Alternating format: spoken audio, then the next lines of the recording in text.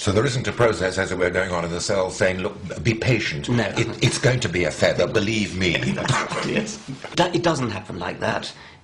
There's got to be a series of advantages all the way in the feather. If you can't think of one, then that's your problem, not natural selection's problem. Natural selection, well, I suppose that is a sort of matter of faith on my part, since the theory is so coherent and so powerful.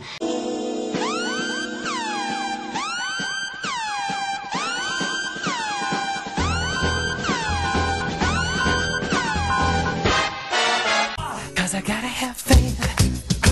I gotta have faith.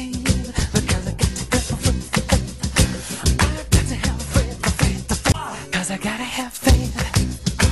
I gotta have faith.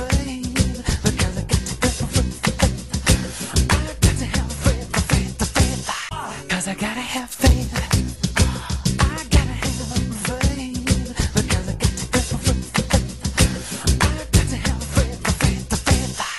Because I got to have faith. Cause I gotta have faith. I gotta have faith. Because I got to have faith. Cause I gotta have faith. I gotta have faith. Because I got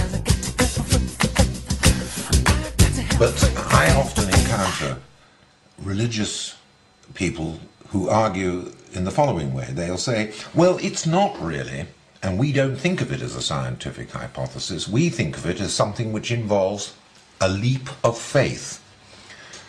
In other words, that it's not something which they say can be proved right or wrong. There's no way in which it can be proved right or wrong because it belongs to a domain of existence and entities about which that sort of proof, disproof, and research are irrelevant. There is something which they call the leap of faith, which identifies you with this creator.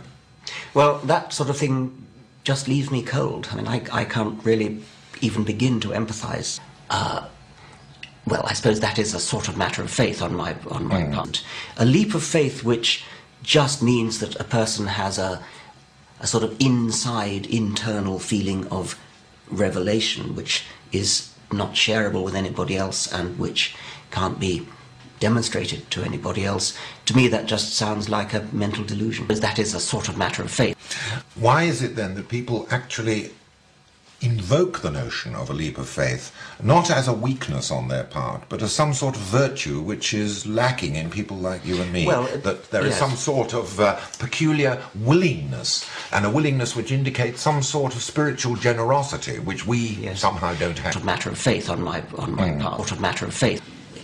The domain in which he works, or it works, seems to be a rather strangely detached from the world domain, purely concerned with internal feelings that people privately have.